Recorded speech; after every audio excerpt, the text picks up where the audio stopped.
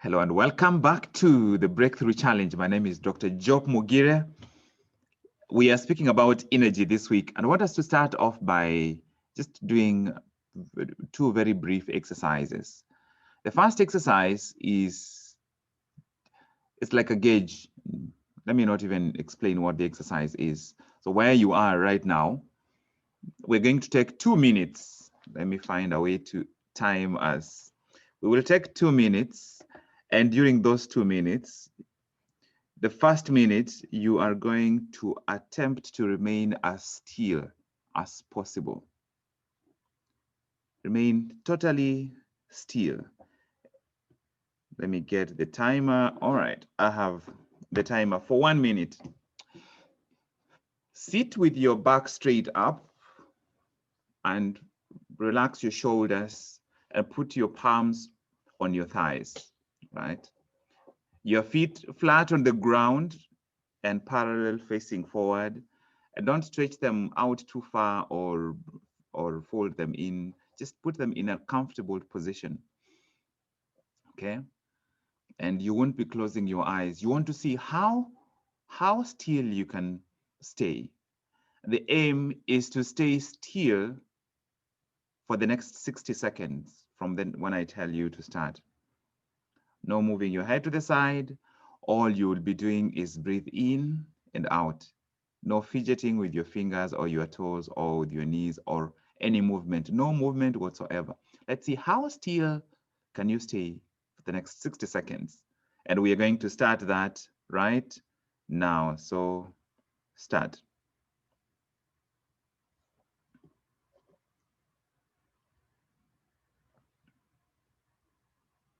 So you sit with your back straight, your hands on your thighs, your feet flat on the ground. All you do is breathe in and out, no movement.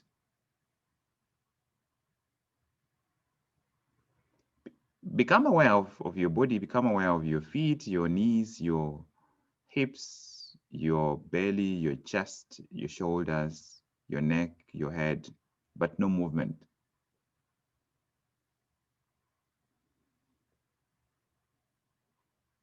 Don't forget to breathe freely in and out. Don't hold your breath. And don't breathe shallow.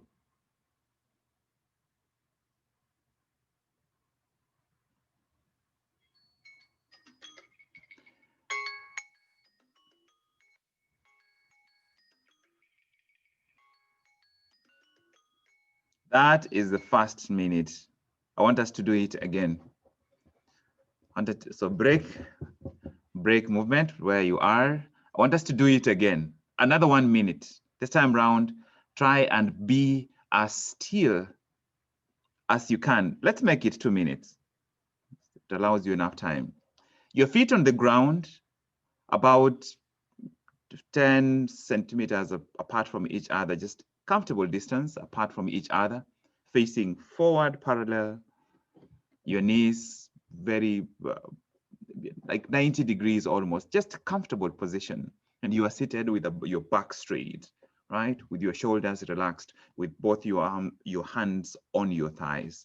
You can put them on your knees if you want, just on your limb, somewhere on your limbs, just comfortable, okay? Take a deep breath in and out. The aim of this exercise is for you to stay still, to stay totally still, right? Let's start. If you can, just take in soft but long breaths in and out. The aim is for you to remain totally still, preferably with your eyes open. The times when you're going to bring your energy together intentionally so that you can focus, you'll be focusing on something that is ahead in front of you. You're reading or you're writing, you're creating something.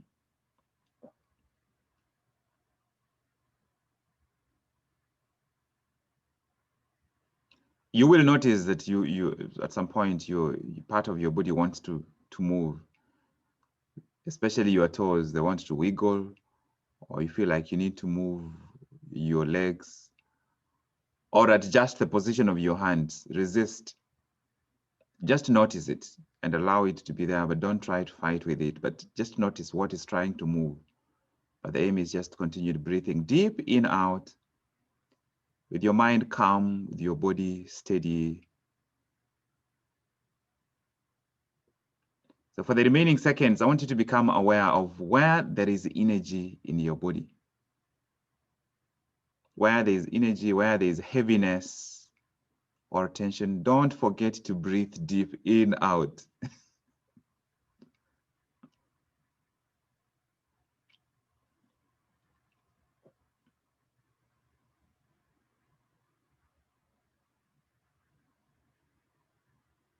Minimize movement, any fidgeting or movement of your hands or legs or knees. In this remaining few seconds, take a very deep belly breath, like really deep, and then you blow it out slowly.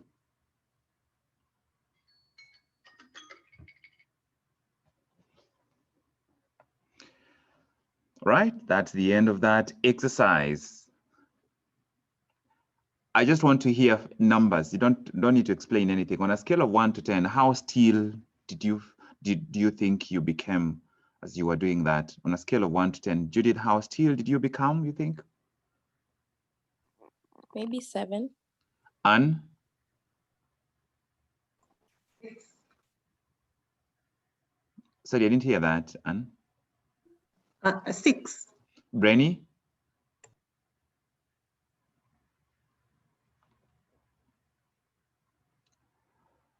Diba? 5. James? 8. Elena?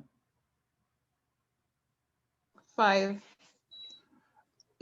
Oh, we've asked Judith. Brenny, are you back?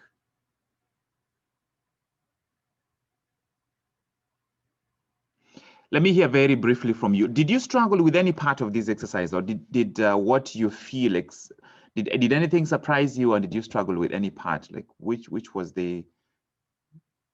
anything that was difficult for you to do, Judith? It was just hard to be still for like that long. I struggle at some point. I feel like stretching or moving, and yeah, it was the longest 2 minutes. Yeah. Anne? I think you somehow were speaking to when you're talking about don't do this, don't do this. I was actually doing most of those things. So I was actually trying to bring myself back so that I'm not used to sitting still. Absolutely. It's I know I'm just, you're all reproducing. I know exactly. If I haven't ever, like, I'd have done this from within. I remember the first day I did it. Brainy, are you back?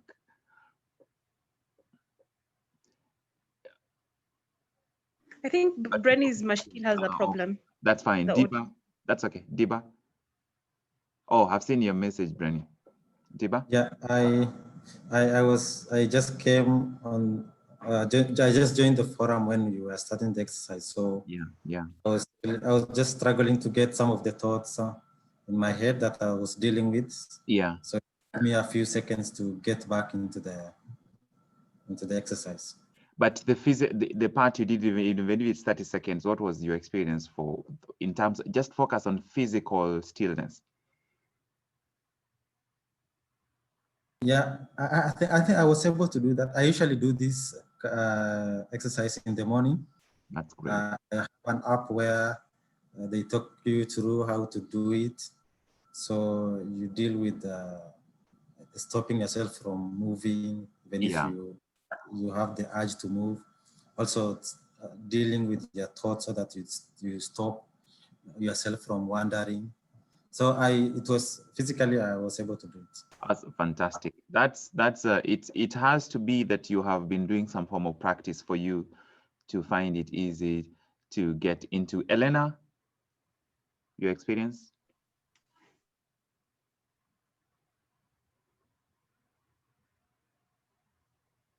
I can't hear you, Elena.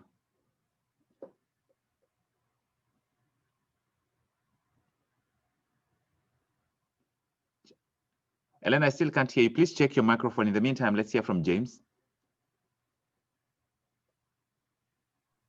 Yeah, it's an exercise I think I enjoyed. In fact, the only thing I struggled with was the first few seconds. My shoulders weren't quite relaxed, and I just felt that I needed to get them there where they were comfortable. Yeah. So yeah, it was enjoyable. Yeah. So if anything proves to you how much of soothing we end up requiring, is just how difficult it can be when you really need to focus, because the times when you need your mind to really focus, a lot of the times we struggle because there is just too much movement that is going on. And unfortunately, most of the movement is not even intentional. And most of the movement is not, you can't even perceive it. It's just underneath. You will notice most of the times when people concentrate, they will concentrate and there's some kind of movement, especially the legs. You'll see the leg do this, right? The leg is doing this continually. Sometimes that doing that is helpful in terms of keeping you concentrating, because it neutralizes that underlying restlessness, the need to be doing something with part of your body. So whether or not that's useful, whether or not habits such as chewing gum when you're focusing is helpful, is dependent from person to person. But gaining mastery, gaining control over my physical body is the beginning part in terms of optimizing my energy, because every tiny movement you make involves you moving around. Have you ever realized that sometimes when you sit down the whole day, like usually you're used to a mix of activities, you're moving around, you are, stand here, go there, but you come to a day when you just have a meeting the whole day, you feel more tired than when you are mostly doing a mix of mental and physical activities. And we think that sitting down, or it's because it's harder. Brainy, I've seen your message. It's harder that doing just mental work is harder. No, the reason is, you see what we've done right now, that most of the time you are mostly doing just physical work with intermittent mental work in between, where your physical movements end up breaking your concentration so frequently that you can sit down to read for an hour, but you've literally read for 10 minutes during that 1 hour, because there's just so much physical movement. You're moving, adjusting yourself, you're moving this way, you are moving your shoulders, checking your watch. Maybe if your phone is nearby, you're reading on the laptop, you started with one tab, now you have 15 tabs open. You started reading about the financial markets, now you are looking at the flood in Zimbabwe. There's just so much movement that is going on. And what happens when you are in a meeting? That is the most restless you are ever at any time in your life, when you are in a meeting, because you are required to sit there for 8 hours during the day. And you are sitting there and your mind is at home and your body is on a field running, because you are totally restless. You are not at ease. And not being at ease is the biggest waste of our energy. It becomes easier for us to start narrowing down and figuring out where the tensions that we have are, when we can at least identify the physical tension we have, we can identify the restless pattern we have, and how it manifests, and start practicing behaviors that help us to dissolve that restlessness, so that truly when I sit down to read, I can say that I am bringing my energy into the activity, rather than where my brain is trying to read this, but my body is literally running a marathon, or my body is fighting against me. Nobody ever taught me how to take control of my body, take control of the physical body. If you have a car and it's on the road and this car is swerving from side to side, you will waste a lot of fuel. You will spend a lot more fuel. You will spend a lot more energy controlling the car. And unfortunately, this is what we do all the time. All the time. We struggle to control our body itself. I gave you the assignment of just look around the people you meet throughout the rest of the day and see how many people are on their phone, right? The other part is the next time you're seated either in a car or in a meeting or in a train or bus, just look around and see how many people are manifesting excessive, like literally excessive movement, like seated in a meeting, but the kind of movement, like just we never get to learn how to sit still. We learn to sit, but to sit still. And yet this is how I begin to bring my energy to the present moment, bring my energy here, and to discover what patterns I manifest. Fidgeting is one of my talents. In fact, I remember I think I've read this joke somewhere, but it was so true that I sometimes use it. That as a little boy growing up, I was so active that at some point I started believing that my name was Job Stop It, because my mom was always like, stop it, stop it, stop it. There was always something I'm trying to fidget with. Uh, I was so talented in fidgeting, and I'm sure I'm not alone. Hello, fellow talented fidgeter. This is how we break that pattern of fidgeting. So that when I sit down and I get this book out to read, right, I am able to actually bring my energy here, because I will be able to breathe intentionally, breathe deep in, out. And when I open this book and start reading, I am physically here. And I'm physically here intentionally, training myself to harness and funnel all that energy to the present moment. Practices such as meditation are amazing in terms of helping you begin to have total control of your physical body, of your physical energy. And so today, first of all, I wanted us to do another exercise apart from this first one. And this is a routine that I would recommend to you. Challenge yourself. Start off with 2 minutes. Instead of you doing 15 minutes in one go, unless it's part of meditation, I would recommend doing 1 to 2 minutes at the beginning of every new activity, so that this becomes one of your ways to create transitions. You've been in a meeting maybe for an hour, you're coming back to your desk at work, or you're from a class, now you're coming back to wherever you study. That first minute, it's literally like switching off your car. You are switching off the machine before you can ignite it. Because sometimes we try to ignite a car that is already in movement, but it's on movement on a bumpy road. We haven't calmed what needs to be calmed. We haven't switched it off. You are angry before you go to the office. You haven't switched off that emotion you came in with. And then you start working and you try to switch on excitement or enthusiasm or focus. It's not possible to do. Managing transitions, managing our energy is managing the transitions, so that then we decide, this has happened. I am transitioning from what has happened to this next segment, and this is the kind of energy I want to bring into the next segment. So you sit still, intentionally sit still for 1 to 2 or 3 minutes. 1 minute, 2 minutes, it's possible to do anywhere you are. Even in a meeting, you will get to the meeting, right? After the pleasantries, and maybe when the meeting is just starting, when everybody is listening to whoever is overseeing the meeting, you sit for 1 to 2 minutes. During that time, you are aware of what they are saying, because it's not your brain that you are trying to stop. The more you learn how to control your body in that setting, to sit still with no movement whatsoever, to become aware of where your energy is, where there's tension, what's happening in your body. Breathe deep in, out. You'll become so still, and your attention will become so much better that you will actually have more to offer in that meeting. Maybe it's the kind of meeting where people come out so angry, you'll come out and you're like, the ideas were shared, let's see what to do about them, because you are already still. After that 1 to 2 minutes, then you decide, what level of energy do I want to bring into this setting? Do I want a 6? Do I want an 8? Do I want a 10?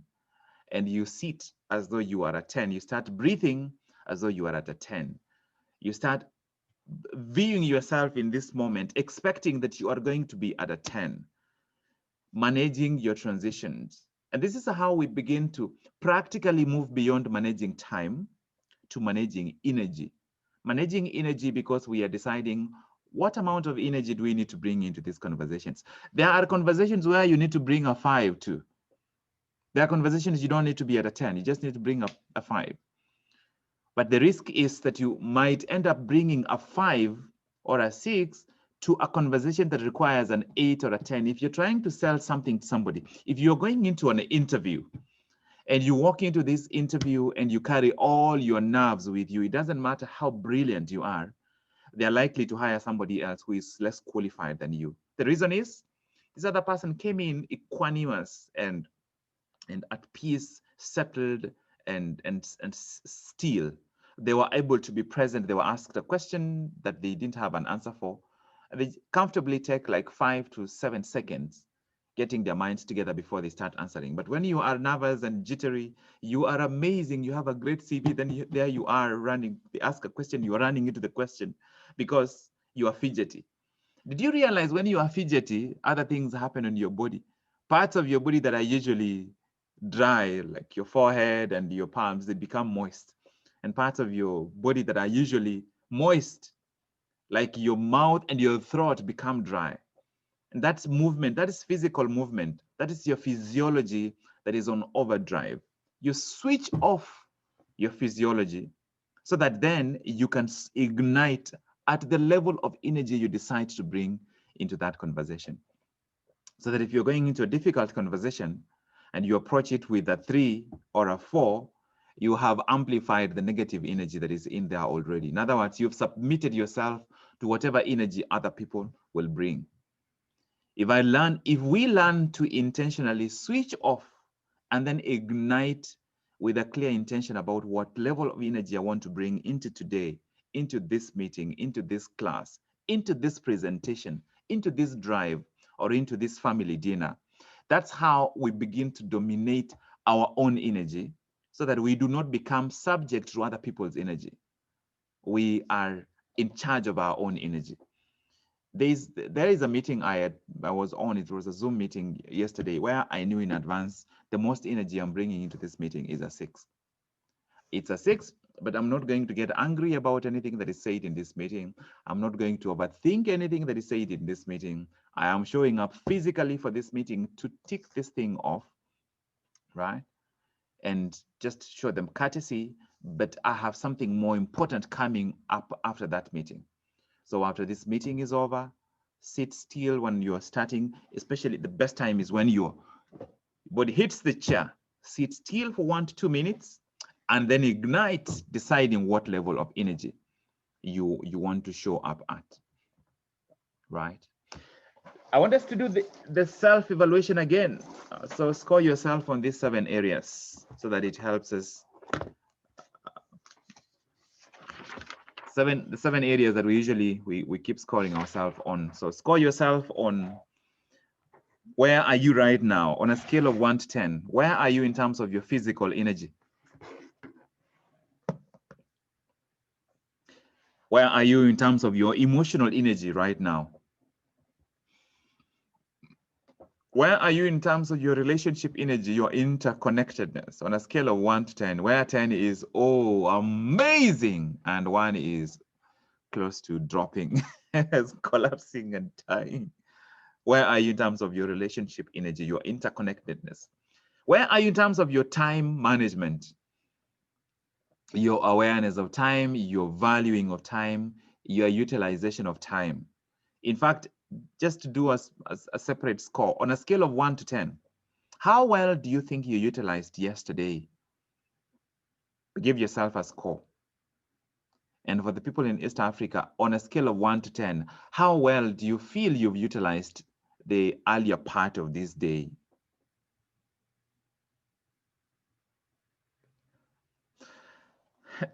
Number 5 is work, career, and mission. On a scale of 1 to 10, how would you rate your level of showing up currently? At what level are you showing up currently, you think? Finances, Where are you? How would you rank? How would you rate? How would you score yourself on finances? And this doesn't mean how much money you have right now. It's about your frugality, your discipline with managing money. Are you budgeting? Are you aware of about where your money is going, and ensuring that your money is going into what matters?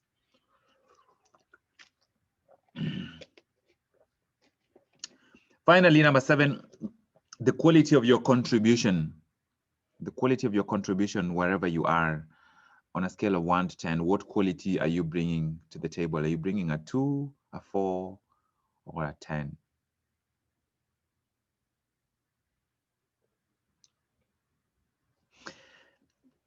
So one extra piece to do today.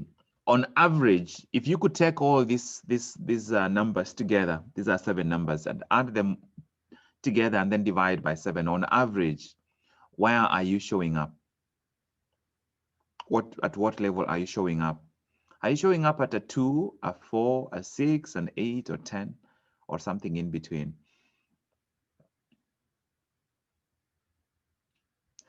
The question is, what would it take?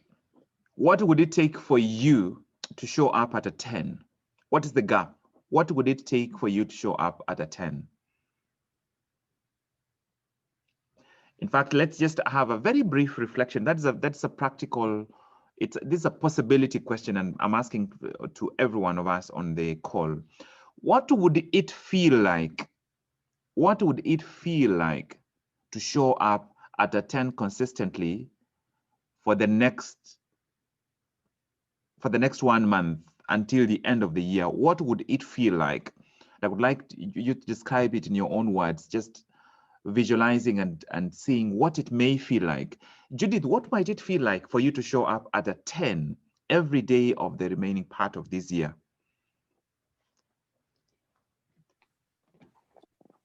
I think I'll be more confident in what I'm doing, and of course I'll believe in myself, and I can accomplish much. That's wonderful. Thank you. James, what would it feel like to you to show up at a 10 every day for the rest of the year? It would feel fulfilling in the sense that at the end of the day, I'd feel like that day has not been wasted, and it has been fully utilized. Increased confidence in saying no to both people and distractions, and yeah, I'd be able to handle distractions. So that is how it would feel: freedom from distractions. Thank you, James. Elena, what would it feel like to show up as a 10 every day for the rest of the year? It would feel progressive in the sense that I'm a step or two closer ahead to my goals or to my targets for that particular period. That's amazing. Diba, what would it feel like? I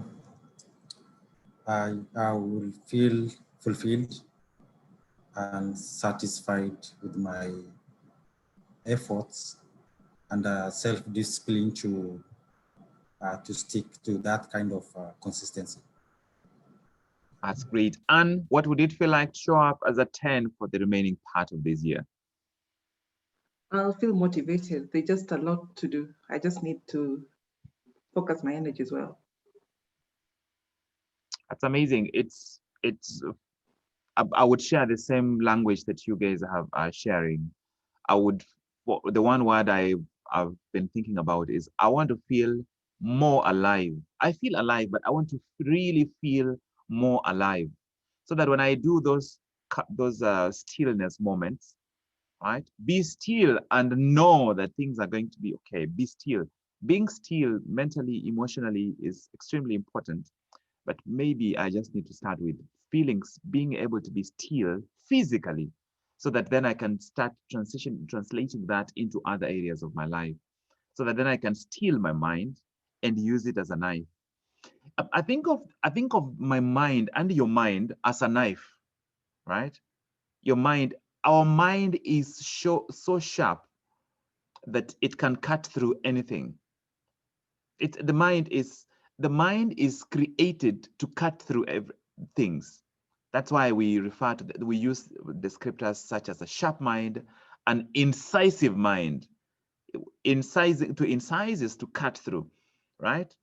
So because we have very sharp minds, unfortunately, because we do not have a steady hand, we don't hold our minds steady, it ends up cutting stuff.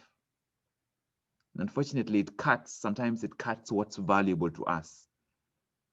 It's, think of a knife. Think of you've gotten this new knife that is, it's big, and you take it to a sharpeners, those machines where they sharpen it. And then you bring that knife home, you leave it on the table, and a 1-year-old crawls and reaches for it, right? What would you feel?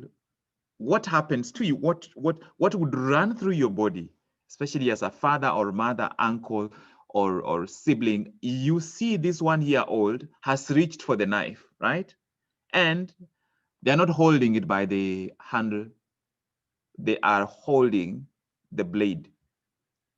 Your heart will race. You will jump as though there is a snake behind you towards the child to take away the knife. Your mind and my mind is a sharp knife, a very sharp knife. Unfortunately, we do not hold it with a steady hand. So it ends up cutting everywhere, sometimes cutting what's important to us.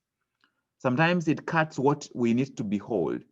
If you have flowers in the house, you have flowers and you also have vegetables. These are all plants, but some plants are meant to be beheld and admired and enjoyed.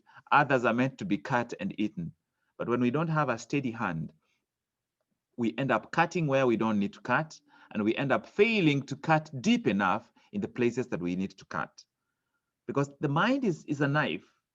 The energy you bring determines how steadily you will be able to hold your mind, and be able to hold your mind long enough for you to discover where tensions are, to let them go. Hold it long enough for you to be able to address conversations that need to be addressed and let them go. Hold it long enough for you to be able to give an input where you need to give input to reach the results that you need. If you are doing writing, if you're creating new ideas, if you are thinking through a new project, to stay at it long enough. Unfortunately, most of the time we work with the mindset of getting to the break. Like we work with the mindset of I'm working until the end of the day, instead of I'm working until this project is complete. Such that unfortunately we end up most days starting from scratch on what we were doing yesterday, or we are not picking up from where we stopped because we did not stop intentionally a lot of the times with a clear plan that when I come back, this is what I'm going to add. When we are writing, we start writing before we are ready to write. We don't have a clear outline. And so we start writing with the ideas of that day. When we come back the following day, we're in a different emotional set point, and we are unable to connect with what we wanted to write about yesterday. Our mind, your mind is a sharp knife.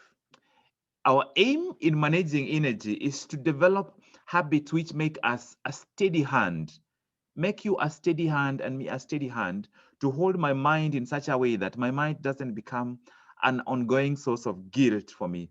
It doesn't continue becoming a source of regret for me, but rather it becomes this knife that can be dangerous in the wrong hands, but that I am becoming better at handling it and using it to the maximum effect on the few important areas, rather than getting this knife. Because if a 3-4-year-old who is, maybe 4-year-olds would understand what's going on, maybe 2.5, 3-year-old takes the knife and goes around the house, they can cut everything.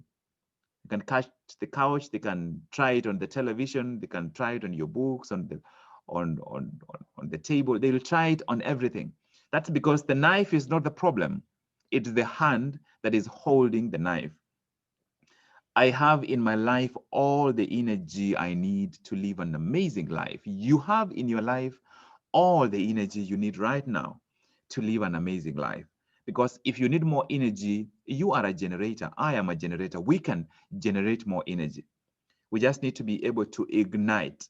But once we have ignited and we are a knife, are we going to cut exactly where we need to cut, or are we going to make so many cuts all across several areas and none deep enough? If we are a car, are we going to be steady enough to remain within the road, or are we going to veer off into the ditch, or keep going off-road, on-road, off-road, on-road, so that it takes us 15 years to accomplish what could have taken us 3 years to accomplish? So I want us to think through these 4 questions. I have to confess to you, when it comes to this subject about energy, that one of the reasons I have not ended up going with the curriculum I had outlined is because there are so many of those areas where I'm still doing my own inner work. And I made it a commitment to try and share only what I have experienced, what I have done. I have 4 different exercises. I've shared with you the exercise about calmness, about stillness, because that is one exercise that I committed to practicing. Literally, I practice that every day. Sometimes it is my only rescue between seeing different kinds of patients, because you go into this patient where the environment is so tense, it's probably end of life. This patient is leaving us, and I can't carry that emotion into the next scenario where I'm going to meet maybe a 35-year-old who is here because they had a seizure, where I need to show up with positive emotion for them to be able to open up to me.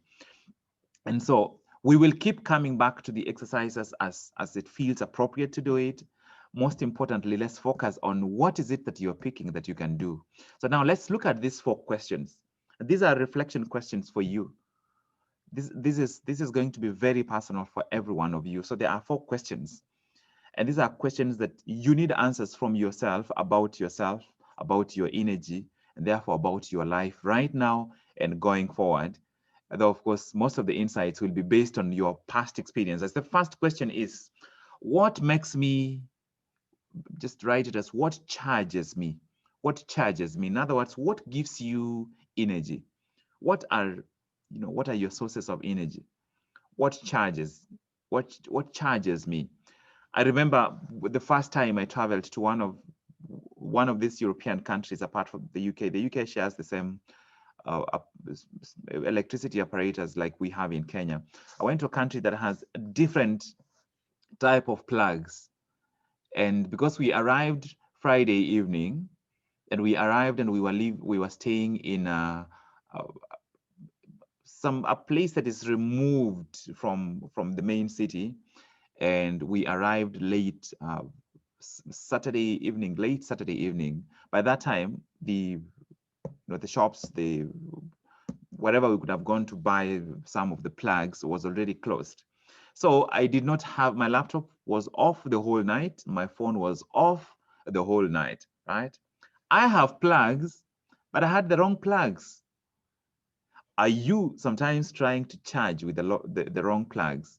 Are you sometimes trying to charge from the wrong sources? Because I remember trying to charge my phone using a socket that was in one of the bathrooms, only to discover that this particular socket is only for a shaver, such that the charger I had could go in, but it was the wrong charger, so it wasn't getting any power out. Are you trying sometimes to charge from the wrong sources? Do you know what charges you? What charges you? Is it people? Is it books? Is it outdoors? Is it sleeping? Is it listening to music? Is it cleaning stuff up or organizing some stuff up? Do you know what charges you up? Is it praying or singing or exercising, jogging, running? Is it sitting down and breathing in deep and out? Is it reading something inspirational? Is it reading about other people's stories? Is it watching children play or playing with children, playing with other people? Is it sitting down over coffee with a good friend? Is it making a phone call to certain members of your family? Do you know what charges you up? And how can you make it a deliberate part of your life to seek it, to experience those, to plan an experience that charges you up. So that, for example, if you've had a crazy morning with 2 meetings that were, oh my goodness, I don't want to go through that again. How do you charge yourself up so that when you are ready to ignite, maybe over lunchtime, you sit down and listen to 2 songs that you love, or do stretching exercises, or call a friend who is like one of your sources of energy. You speak to this person and they help you recalibrate. What are your sources and how do you plug to those sources? How do you make it a habit for you to plug into those sources? Maybe it's sneaking home and spending time with your child, or calling home and speaking with your child on the phone, or your partner, right? What charges you up? And how can you make it a regular part of your day to charge? Because when our phone starts to go down, when the battery is going blank, it's very easy for us to know what to do. What do you do when your phone is going down? You plug it in, but you have to plug it into the right socket. And this has to be a socket that is meant for charging electrical appliances of this type. If you plug in into the wrong socket, you won't get the right energy. Do you have the right plug? And what is that plug? So what are your sources of energy, and how can you deliberately plug into them so that at least every day you're plugging in? If praying is one of your sources, or singing, or dancing, or exercising, it becomes part of your lifestyle goals, so that you don't even have to declare it. You do it knowing that you are charging up when you are doing it. The second question is, what depletes me? What depletes me? In other words, what drains your charge? What dries up your juices? Is it conflict? Unfortunately, conflict is one of those things that depletes most people. Conflict depletes me. And yet, conflict sometimes is actually a reflection of areas of tension that we need to address. Sometimes we carry some conflicts too long. Is it incomplete projects? That's one thing. Incomplete ideas, incomplete conversations, unresolved tensions. That is one of life's biggest wasters of energy. It depletes lots of people. I don't know what depletes you. This is your personal question. I'm just reflecting about what depletes me. Distractions. Distractions can deplete you. Distractions can deplete you. Unfortunately, distractions make you busy. They keep you busy, but they deplete your energy. The reason is I said this yesterday, you are never distracted from something important to something more important. If you move from something important to something even more important, you are not being distracted. You are actually prioritizing. You are rising. We get distracted from something important to something useless. We get distracted from something important but not urgent to something that is urgent but not important. We get distracted from an 8 or 9 activity to a 2 or 1 activity. When you get distracted from studying or doing a report to social media, you're literally going from a 7 or 8 or a 9 to a 0. It's not even 1 to a 0. Something that is wasting, that is subtracting from your energy, from your attention. What depletes you? Is it argumentative people? Is it complainers? Is it criticism? Is it gossip? Is it stress? And stress many times means you are trying to accomplish or resolve too much at one time. You are trying to chew too much at one time. You are not prioritizing. You are trying to put at the same level everything that you have on your plate. And yet if you prioritize and just give yourself permission to focus on one small part, as long as the small parts you are dealing with are important. What depletes you? What depletes you? Endless arguments, pointless long meetings. What depletes you? Is it being tasked with work that you don't enjoy? What depletes you? And how can you minimize the impact of what depletes you in your life? How can you minimize the impact of what depletes you in your life? Are there people you need to spend less time with? Are there people on social media whom you need to unsubscribe from? Do you need to watch less TV? Because you're never going to change what's happening in the political circle, whether it's the US elections or the fighting in Eritrea, or the conflict in Ethiopia, or Ebola in Cameroon and Central African Republic and Congo, or the shenanigans going on in countries like Zimbabwe or Kenya or Nigeria. Do you need to plug off from television? And if you're going to watch television, you select what you will watch. Do you need to get off some social media platforms and get rid of some people who you subconsciously you're trying to win their love or their respect, but that's because you feel that they have never respected you? Where the question would be, why do you feel like they don't value you or respect you, rather than why they do it? Why they do it is their own reason. The question is how come you feel the way you feel? The first question is what charges you. The second question is what depletes your energy. The third question is when are you charged? When are you at your peak? Can you identify the times when you are at your peak?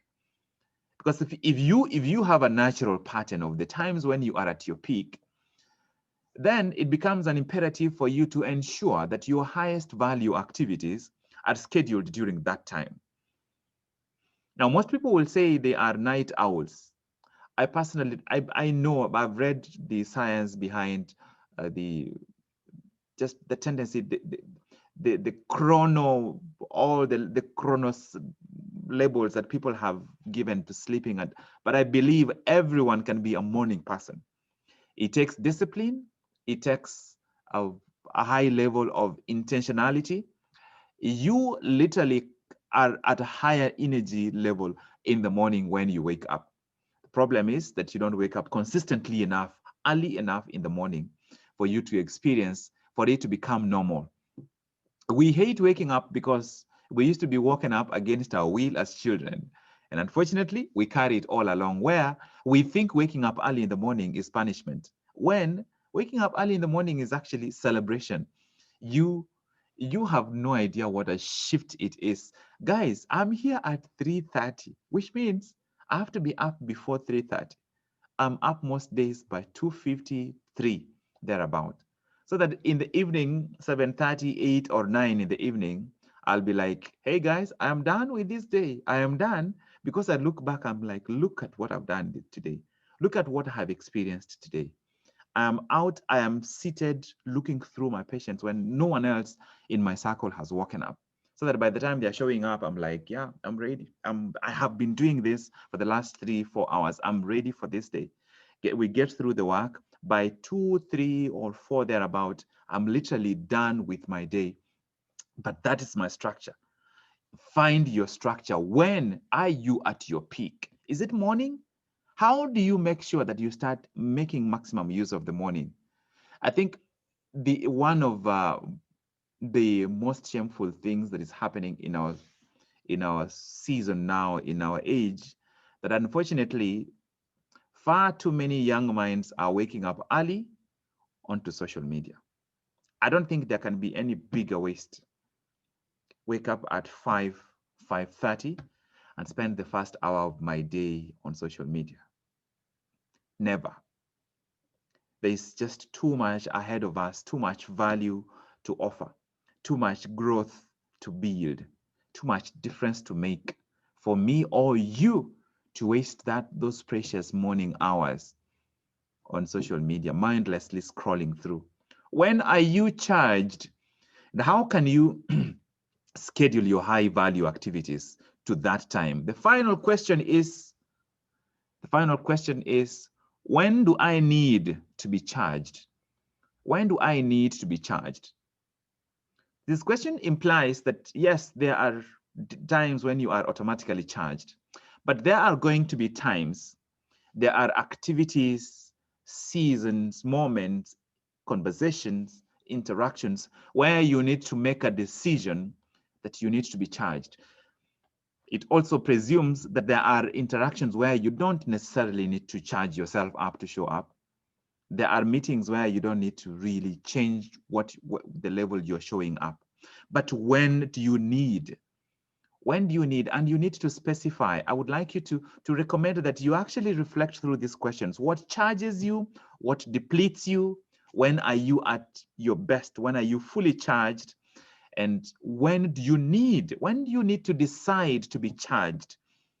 When do you need to be charged? If you do not already know in advance that I need to be charged before I start working on this dissertation, before I start typing this report, before I start studying this article, I need to be charged before I start reading this book.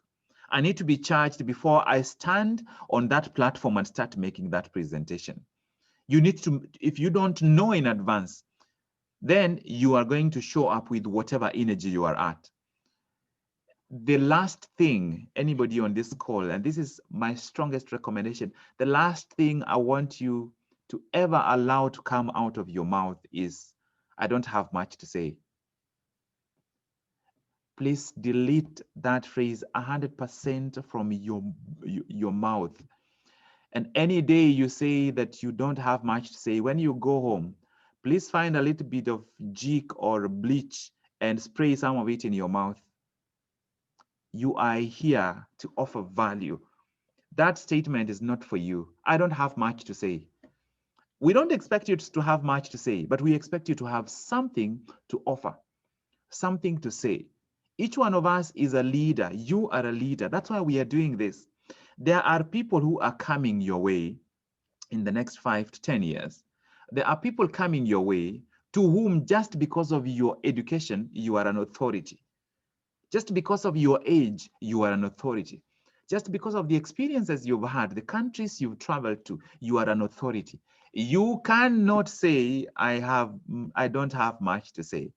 You are serving people, you're interacting people, you're influencing people. You are a role model to people that you don't even know. They look at you and you are a role model. Just because if you live in a developing country, just by moving from the village and living in an urban area, you are a role model already. There are young people in the village who, when they mention your name, they are like, so and so is in the city. Children who hear that you are in the city. Children whom, when you come to visit, they don't tell you anything, but they look at you. They literally look up to you because they are shorter, but they also look up to you because you've come from the city. You are a role model to people that you have no idea about. The question is, when do you need to be charged? Is it when you're interacting with some of these people? Because some of the places you present, you will never go back to again. Some of the meetings you sit in, there are people you meet there that you will never see again. The last thing you want them to remember is, oh, that guy who said he didn't have much to say. That's not your legacy you want to leave behind. Eliminate that phrase from your mind. You will always have something to say. You may not always say it, but you will always have something to say. Something to say because you decided that I am going to be charged for this meeting so that I can pick the ideas. Even if the meeting is boring, when people are contributing, you're asking yourself, what makes him think like that? What might it be like to be in his shoes and have to think about this problem from his perspective? How might these people be looking at this question at hand for them to think like this, so that it doesn't matter whether it's boring or not boring. If you decide to be charged in that moment, then you apply that charge to thinking way ahead of everyone in that room. Thinking way ahead, considering things that they have not considered. Not because you will share what you're thinking about, but because that expands your world. That 1 hour is not swallowed by a boring meeting, but rather it is invested in you expanding your mind. You come out thinking, if I was to run this meeting, what would I change to make sure that this meeting is boring? What different agenda would I bring? Or how differently might I present the same agenda to make sure that this agenda is received well and people contribute and learn and enjoy this agenda? Those are your questions, and that is your assignment today. Look around, see how many people are distracted and lost on their phone, presuming that you are not one of them. Number two, look around and see how many people are fidgeting and wasting physical energy. And of course, if you are doing that, if you are observing other people's use of phones, it means you are automatically observing yourself. If you're observing whether people are fidgeting and wasting physical energy, you are also observing yourself. Be intentional about your transitions, especially important transitions. Find a minute to 2 or even 3 minutes to be totally still, and then ignite before you start the next important activity. Find time today to truly reflect through these questions. And I recommend that you ask for some of these questions, ask some of the people around you. When do you, from your observations, when do you see me being fully charged, being at my highest energy? When do you see me being at my lowest energy? What do you think charges me up? What do you think depletes me up, right? And then the question of when do I need to be charged? So think through these ideas, this content today, and let's see what kind of value it adds to you. I didn't realize we are already almost at 40 minutes past, but I think it would be important for us to have a brief reflection. What's your biggest takeaway? And what is your I commit to? And let's start off with James. Everyone else, please put your unmute button close by so that we don't waste any time. James? This takes me back to the point when we said that we do not have 24 hours a day.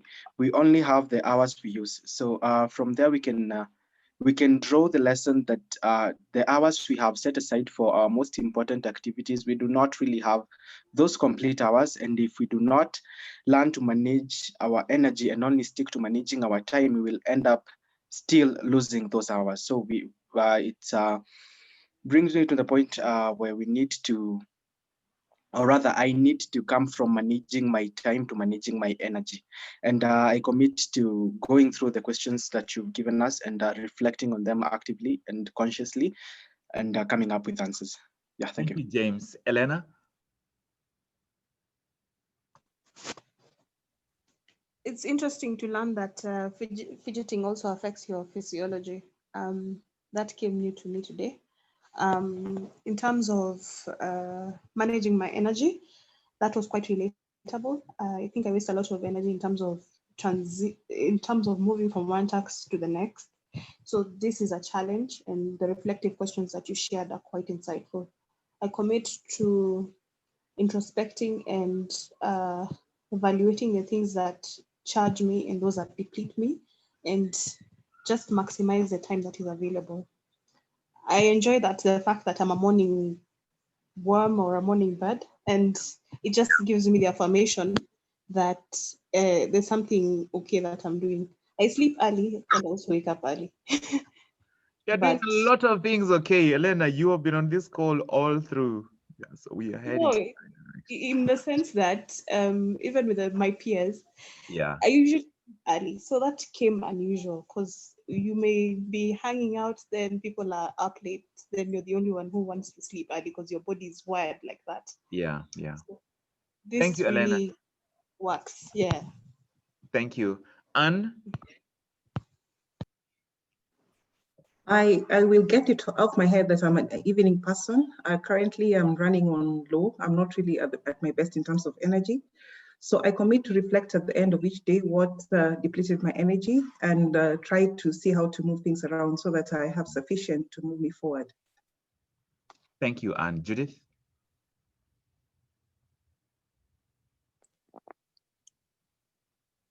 I just recognize like I have so many distractors. Like I have 2 jobs and all of them I work remotely. So most of the time I have these distractions coming in. Yeah. And at the end of the day, you're so tired and you're not sure which projects you actually delivered more. So I commit to be deliberate and intentional in all my projects and like have blocks of time to do each project, not to mix up. And I just intend to recognize when I'm operating on high energy and of course target high value activities at that time. So it will be important for me to reflect on these questions. Thank you so much. Absolutely. Thank you everyone for being on this call.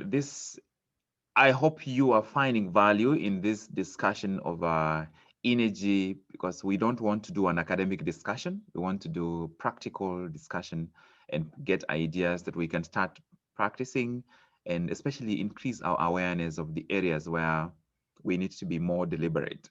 I look forward to see you tomorrow for yet another session of the 9th-day Breakthrough Challenge. My name is Dr. Job Mogire from the House of Mastery. Continue living with passion.